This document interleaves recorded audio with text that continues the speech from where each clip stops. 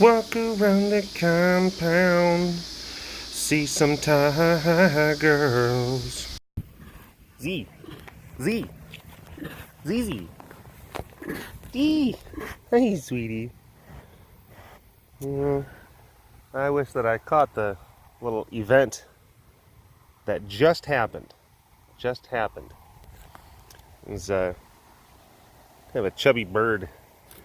Looked like a quail. Looked weird. Like, oh, thanks. Jeez. It's stuff on me. And it was just kind of just birding it up right here. Hi. And Z, she was obviously in a pool. You can see the water is still disturbed. She saw the bird and she's like, I don't want to eat that bird. And I saw the things that was, I saw what was happening. I saw the bird just kind of like, oh. And Z is like, and I'm in the driveway. I'm in the driveway with my phone. trying to get it positioned in order to film. Just wasn't quick enough. Z had already made her lunge and bird flew away. Yeah, you saw it all happen. Yeah. Oh my goodness. Oh my goodness. Oh my goodness. Oh my goodness. Hi, sugar pie. Hi, Raven. Hi. Oh, her old knock-knees. Old knock-kneed old lady. You need to do like some of those chair calisthenics.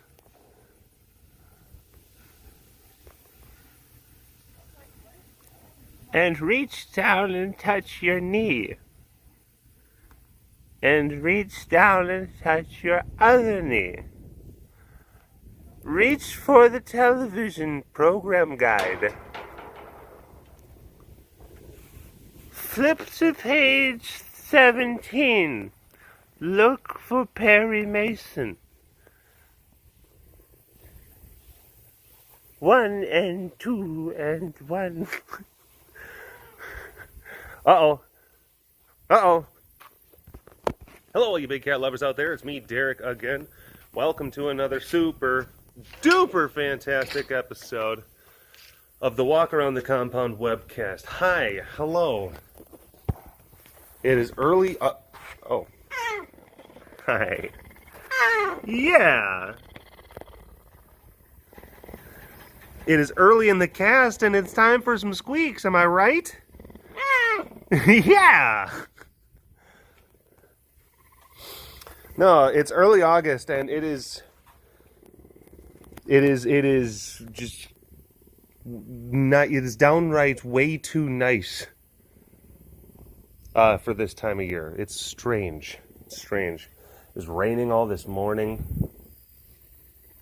Temperature only got up to like low 90s. Air's actually relatively dry. It's weird. It's weird. Yes, we're talking about the weather because it makes a big difference out here in the compound. Anyone who's been in the compound, works in the compound, they know what I'm talking about. They know what I'm talking about. Oh, he's talking about weather again. Yes, I'm talking about weather again. It makes a difference. But, yeah. It's strange because normally this time of year it's just a big old dome of suck. Just a big old dome of hot, yucky. Here I am and I'm not going anywhere for a while. Air just sits there and you're just like, air, can you just kind of move? What?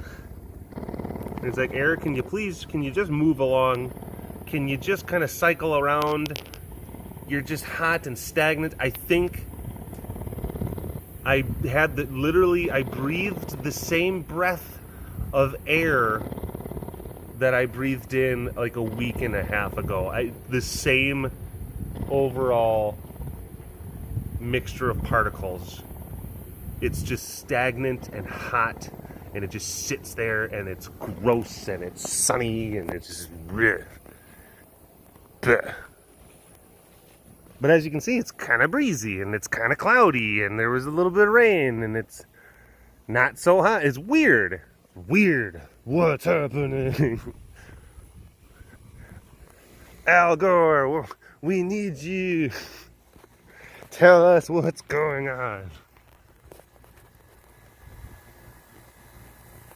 No. A lot of people are sitting there saying like, oh my gosh, the last couple of casts, she's been up and just going, loop, loop, loop, loop, loop. Now she is, she's in emo mode right now. So it's like Noe has two settings. She's got, oh, loop, loop, loop, loop, loop, rub up on the fence, flop, kapoo. And then, you know, do the Noe 500. Playing with the purple soccer ball. That's one setting. And then the other setting is Noe sitting up in her tower. She's like writing haiku poems and listening to My Chemical Romance.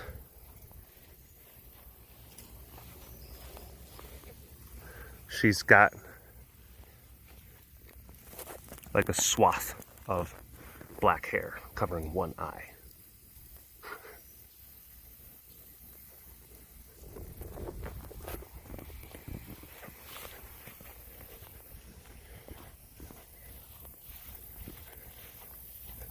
Hey. Chitoosh. Hi. How are you doing?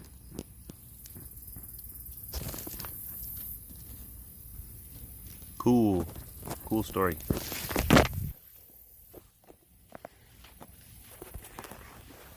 Despite the fact that it's not really that bad out, cats are just kind of being a little bit lazy. A little bit lazy. Got a new shotgun. Was shooting that. Oh, it's really fun. 12 gauge, just Browning. It's nice. It shoots good. It shoots real good. Just, I was killing pigeons left and right. Just so many pigeons. Like, pigeon in the bush, blam. Pigeon in the air, blam. Just dead pigeons everywhere. Just shooting them. Shooting them. Here, pigeon, pigeon, pigeon. Like, oh my gosh. And it blew up into a million little pieces. Now, there's some of you who are like shooting aficionados. You understand what it is that I'm talking about. Yes. Clay discs that are called pigeons. I'm sure that there are some of you out there who are unfamiliar with guns and shooting things and gun culture and stuff like that. And then you're probably thinking that I was actually just like indiscriminately murdering birds out in the back pasture. Or at least that's what I was hoping you were thinking. Oh, that's called a misdirect. That's called trolling. Trolling can be fun sometimes. Sometimes it can be bad. Someone who doesn't know. My one subscriber from Denmark.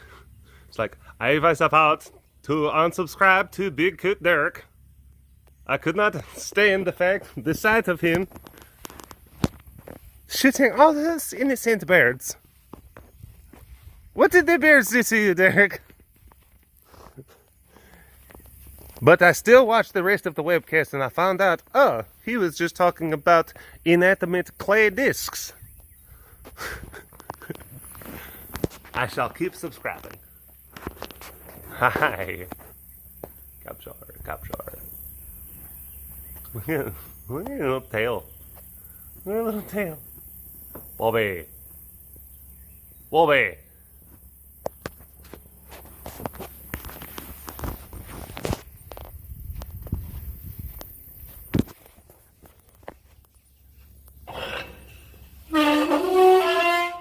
Sorry, that was a lot.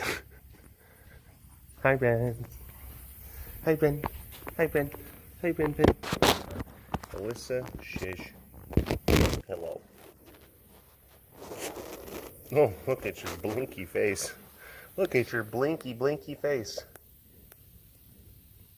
You know, when a cat blinks slowly at you, it means that they love you. Being they're trusting of you. And it's, maybe. Animal behaviorism, that's, I feel like that's one of those, there's probably a lot, maybe like 2/3 of it is like truly legit, and then 1/3 of it is just complete, just voodoo.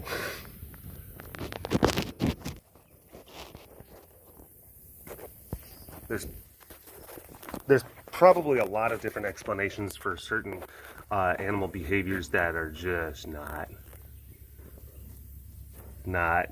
the thing that you think, or not what it actually means or represents.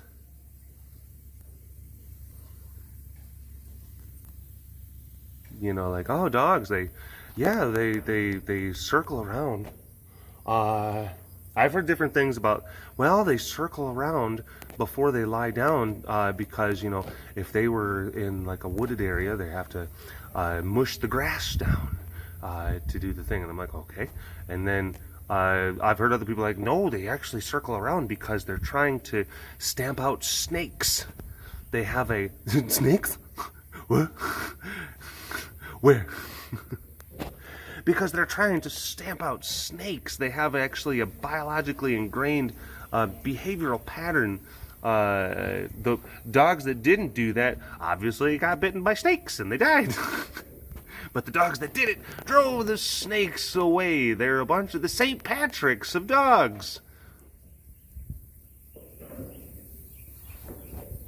And then, you know, come to find out that, and watch the real reason that dogs kind of like, you know, they kind of circle around before they plop down, is because maybe they have this instinctual proclivity, like, oh, look at that, that is an interesting tiger paw. Oh, I've never seen one like that before. Yano.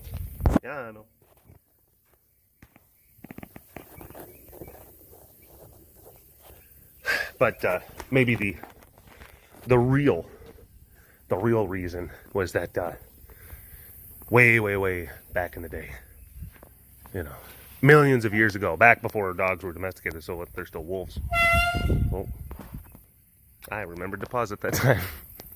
So back when dogs were wolves, you know, back when dogs were dogs. They actually were much more intelligent and like sentient. They had higher levels of cognition, and maybe that they had like an interspecies war with the hamster civilization, and they lived in their hamster cities. And maybe it was a situation where they lived in harmony for millennia. And then there was some weird trade agreements that caused, you know, diplomatic relations to kind of break down. Both wolf and hamster society had kind of gone into a state of hedonism and political disarray. Tensions started to mount, and they, you know, went to war. And then the wolves, the hamster clans, proud civilization, proud race. They had intricate cities.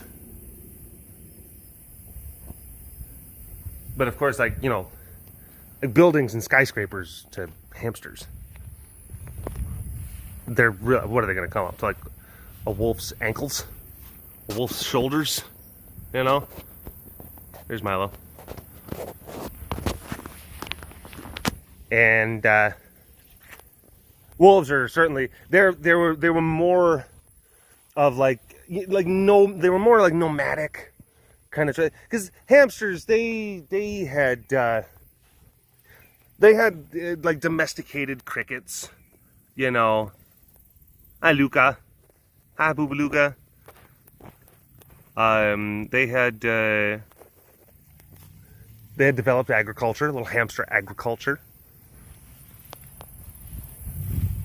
They were pretty darn good at growing a wide variety of seeds. Sunflower, sesame, poppy, all that stuff.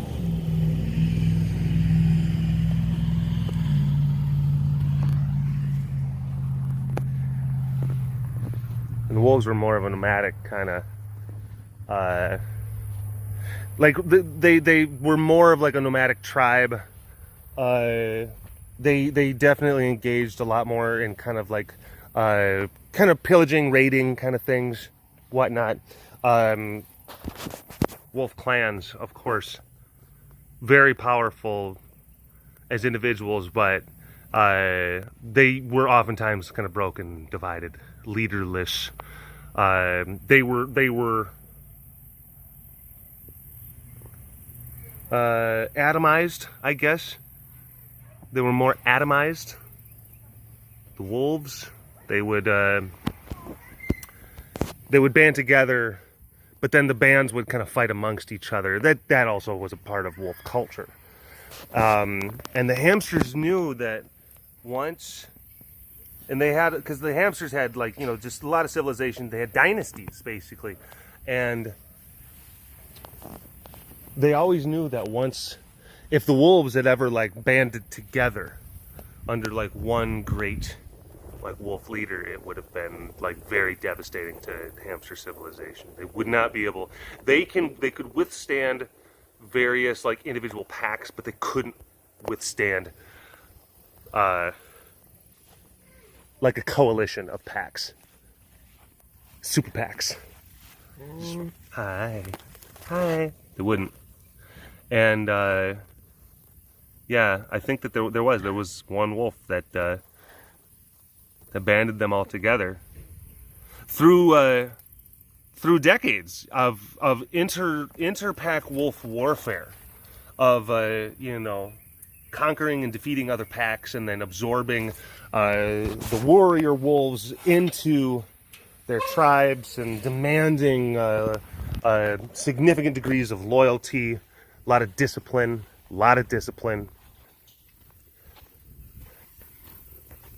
And yeah, they set their sights on the great hamster civilizations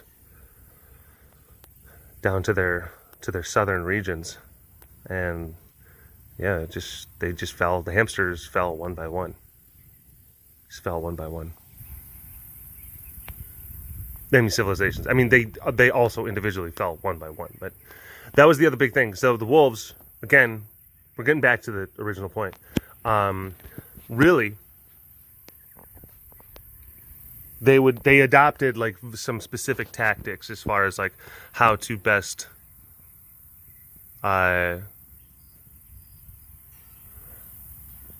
you know, kill their vanquished foes.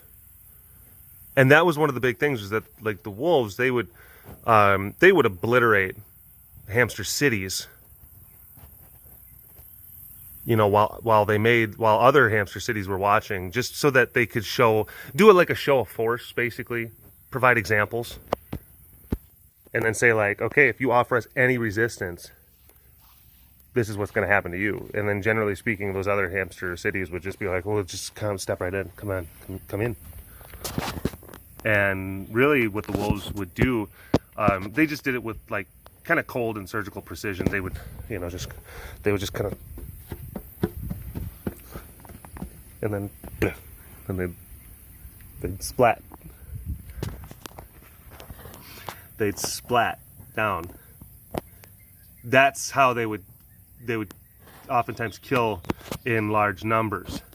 Because a lot of times, like, individual wolf commanders, hi, baby. A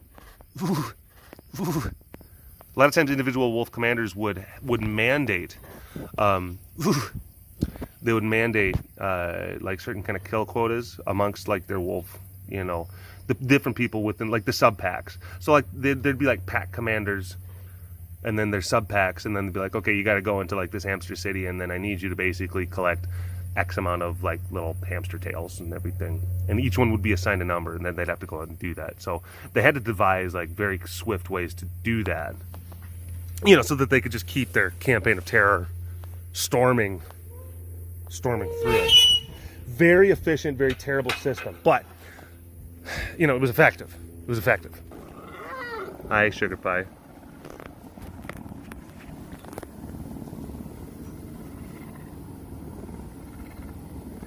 No, but I'm not trying to kind of, like, you know, like, relish and say that, or to try to be like a revisionist historian and say, like, oh, well, what about all the good things that the wolves did, like, in the aftermath of the whole kind of thing? Because, you know, like, because that's the thing, it's like after the hamsters fell, the wolves set their sights, like, on the deer civilizations, and then after the deer civilizations fell, basically they went to the rabbit civilizations, and, like, none of these, like, great powerful civilizations were able to, like, withstand, you know, like, these banded together wolves.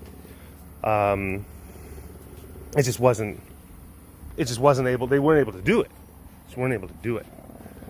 And then, like, the once the wolf empire was established, yes, they actually did start to kind of, like, open up trade routes between, like, these three monolithic and up to that point non-cross-pollinating civilizations, you know.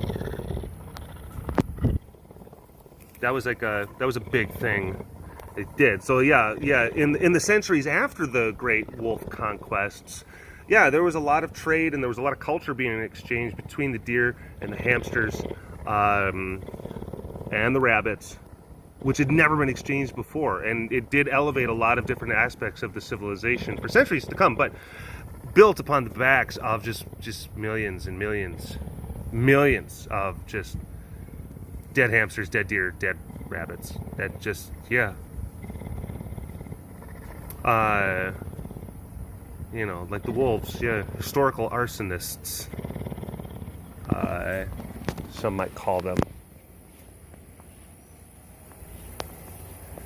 But I digress. And that's why, honestly, that is why I think that animal behavior as a science, you know, you got to take it with a grain of salt. Just saying. I think that's probably about it. I think that's about it for this episode of the Walk Around the Compound webcast. I hope that you, hope you had a good time. Hope you enjoyed it. Yeah. We'll see you Thursday. All right. Bye-bye.